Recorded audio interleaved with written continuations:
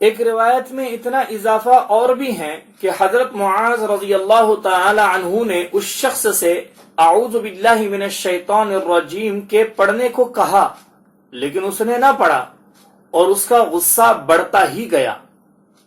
امام ترمذی رحمۃ اللہ علیہ فرماتے ہیں یہ اضافے والی روایت مرسل ہیں، اس لیے کہ عبد الرحمن ابن ابی لیلہ جو حضرت معاذ رضی اللہ تعالی عنہ سے اسے روایت کرتے ہیں، ان کا حضرت معاذ رضی اللہ تعالی عنہ سے ملاقات کرنا ثابت نہیں، بلکہ یہ 20 برس پہلے فوت ہو چکے تھے۔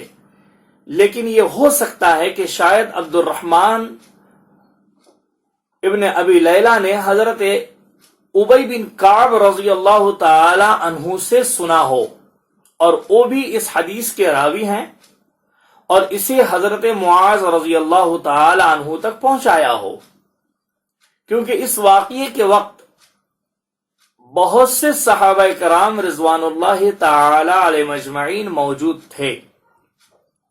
صحیح بخاری، صحیح مسلم، ابو داؤد، نسائی میں بھی مختلف سندوں سے مختلف الفاظ کے ساتھ یہ حدیث مروی ہیں۔ استعاذہ کے متعلق اور بھی بہت سی احادیث ہیں، یہاں سب کو بیان کرنے سے بات طویل ہو جائے گی، لمبی ہو جائے گی۔ ان کے بیان کے لیے اذکار و وظائف اور فضائل و اعمال کے بیان کی کتابیں ہیں۔ واللہ اعلم بالصواب۔ ایک روایت میں ہے کہ حضرت جبرائیل علیہ السلام جب سب سے پہلے وحی لے کر حضور اکرم صلی اللہ علیہ وسلم کے پاس تشریف لے آئے تو اعوذ باللہ من الشیطان الرجیم کے پڑھنے کا حکم دیا۔ تفسیر ابن جریر میں حضرت عبداللہ ابن عباس رضی اللہ تعالی عنہ سے روایت ہے کہ پہلی مرتبہ جب حضرت جبرائیل علیہ السلام حضرت محمد صلی اللہ علیہ وسلم پر وحی لے کر آئے تو فرمایا اعوذ پڑھو۔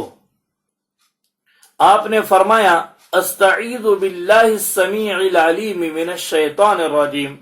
پھر جبرائیل نے کہا اقرأ بسم ربک الذی خلق، پھر آپ صلی اللہ علیہ وسلم پڑھتے گئے۔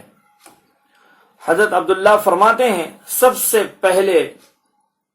سے پہلی سورت جو اللہ تعالی نے حضرت جبرائیل علیہ السلام کی معرفت حضرت رسول پاک صلی اللہ علیہ وسلم پر نازل فرمائی یہی ہیں، لیکن یہ اثر غریب ہیں اور اس کی اسناد میں ضعف اور انقطاع ہے۔ ہم نے اسے صرف اس لیے بیان کیا ہے کہ معلوم ہو جائیں۔ واللہ اعلم بالصواب۔ بسم اللہ الرحمن الرحیم۔ تعوذ کا تذکرہ چل رہا ہے۔ اعوذ باللہ من الشیطان الرجیم کے پڑھنے کے تعلق سے بحث ہو رہی ہے۔ اعوذ باللہ من الشیطان الرجیم کا پڑھنا واجب ہے یا مستحب، اس کو بیان کر رہے ہیں۔ جمہور علماء کا قول ہے کہ اعوذ باللہ پڑھنا مستحب ہے، واجب نہیں۔ عطا ابن ابو رباح کا قول ہے کہ جب کبھی قرآن پڑھے استعاذہ کا پڑھنا واجب ہے، خواہ نماز میں ہو یا خارج صلاۃ یعنی نماز کے باہر ہو۔ جب بھی آپ قرآن پڑھنا چاہیں اعوذ باللہ من الشیطان الرجیم کا پڑھنا واجب ہے، یوں کہہ رہے عطا ابن ابو رباح۔ امام رازی رحمت اللہ علیہ نے یہ قول نقل کیا ہے۔ ابن سیرین رحمت اللہ علیہ فرماتے ہیں کہ عمر بھر میں صرف ایک مرتبہ پڑھ لینے سے وجوب ساقط ہو جاتا ہے۔ حضرت عطا رحمت اللہ علیہ کے قول کی دلیل آیت کے ظاہری الفاظ ہیں، کیونکہ اس میں فاستعذ امر ہے اور عربیت کے قواعد کے لحاظ سے امر وجوب کے لیے ہوتا ہے۔ اسی طرح حضور اکرم صلی اللہ علیہ وسلم کا اس پر ہمیشگی اختیار کرنا یہ بھی واجب ہونے کی دلیل ہے، اور اس سے شیطان کا شر دور ہوتا ہے اور اس کا دور کرنا واجب ہے۔ اور جس جس چیز سے واجب پورا ہوتا ہو وہ بھی واجب ہو جاتی ہیں، اور استعاذہ زیادہ احتیاط والا ہے، اور وجوب کا ایک طریقہ یہ بھی ہے۔ بعض علماء کا قول ہے اعوذ پڑھنا حضور اکرم صلی اللہ علیہ وسلم پر واجب تھا، آپ صلی اللہ علیہ وسلم کی امت پر واجب نہیں ہے۔ امام مالک رحمت اللہ علیہ سے بھی یہی نقل کیا گیا ہے کہ فرض نماز میں اعوذ پڑھے۔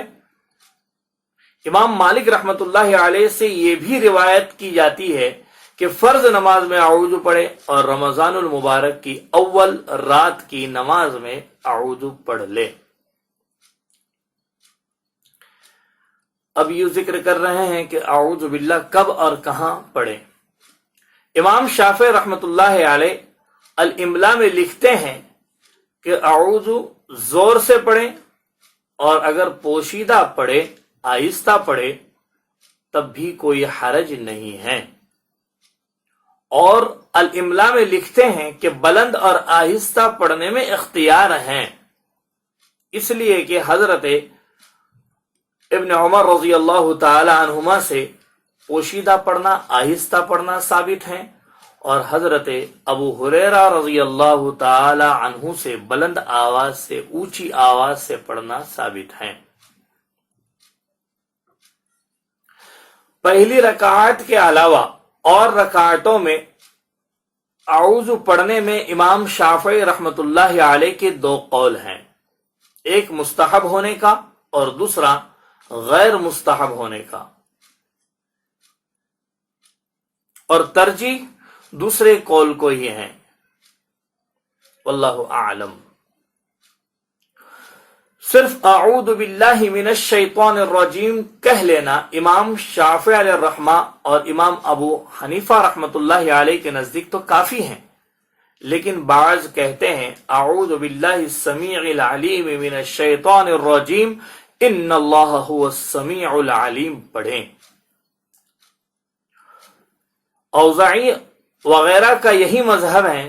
بعض کہتے ہیں استعیذ باللہ من الشیطان الرجیم پڑھے تاکہ آیت کے پورے الفاظ پر عمل ہو جائیں، اور ابن عباس رضی اللہ تعالی عنہما کی حدیث پر بھی عمل ہو جائیں جو پہلے گزر چکی ہے۔ لیکن جو صحیح احادیث پہلے گزر چکے وہی اتباع کے لیے بہتر ہیں، واللہ اعلم۔ نماز میں اعوذ کا پڑھنا ابو حنیفہ رحمت اللہ علیہ اور امام محمد رحمت اللہ علیہ کے نزدیک تو قرات کے لیے، تلاوت کے لیے ہیں، اور ابو یوسف رحمت اللہ علیہ کے نزدیک نماز کے لیے ہیں، تو مقتدی کو پڑھ لینا چاہیے اگرچہ وہ قرات نہیں پڑھے گا۔ اور عید کی نماز میں بھی پہلی تکبیر کے بعد پڑھ لینا چاہیے۔ جمہور کا مذہب ہے کہ عید کی تکبیریں مکمل کرنے کے بعد پھر اعوذ پڑھے، پھر قرات پڑھے۔ اعوذ میں عجیب و غریب فوائد ہیں، تعوذ میں عجیب و غریب فوائد ہیں۔ واہی تباہی باتوں سے منہ میں جو ناپاکی ہوتی ہیں اس سے دور ہو جاتی ہیں، اور منہ کلام اللہ کی تلاوت کے قابل ہو جاتا ہے۔ اسی طرح اس میں اللہ تعالی سے امداد طلب کرنی ہے، اور اس کی عظیم الشان قدرتوں کا اقرار کرنا ہے، اور اس باطنی کھلے ہوئے دشمن کے مقابلے میں اپنی کمزوری اور عاجزی کا اقرار ہے، کیونکہ انسانی دشمن کا مقابلہ ہو سکتا ہے احسان اور سلوک کے ذریعے، اس کی دشمنی کو ختم کیا جا سکتا ہے، جیسے کہ قرآن کریم کی ان 3 آیات میں ہیں جو پہلے بیان ہو چکی ہیں، ادفع باللتی ہی احسن فاذا الذی بینک وبینہ عداوہ، جو گزر چکی ہیں۔ تو اس کے ذریعے سے جب احسان اور سلوک ہوگا تو انسان دوست بن کے رہ سکتا ہے دشمنی کے مقابلے میں، لیکن شیطان کے ساتھ چونکہ کتنا ہی حسن سلوک کیا جائے وہ کبھی دوست نہیں بنے گا۔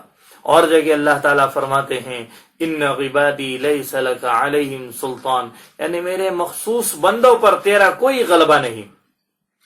رب کی وکالت کافی ہیں۔ اللہ تعالی نے دشمنان اسلام کے مقابلے پر اپنے پاک فرشتے بھیجے اور انہیں نیچا دکھا دیا۔ ایک اہم بات یاد رکھیے کہ جو مسلمان کافروں کے ہاتھ سے مارا جائیں وہ شہید ہیں، لیکن جو اس باطنی دشمن شیطان کے ہاتھ سے مارا جائیں وہ گمراہ ہیں۔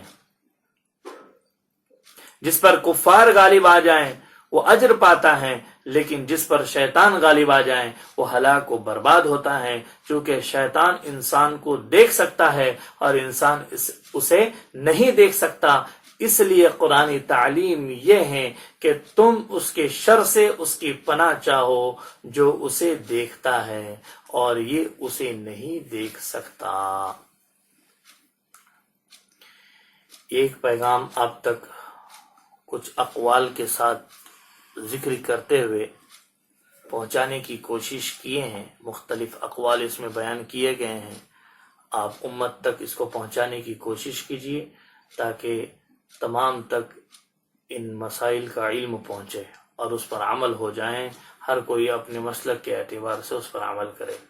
وآخر دعوانا ان الحمد للہ رب العالمین۔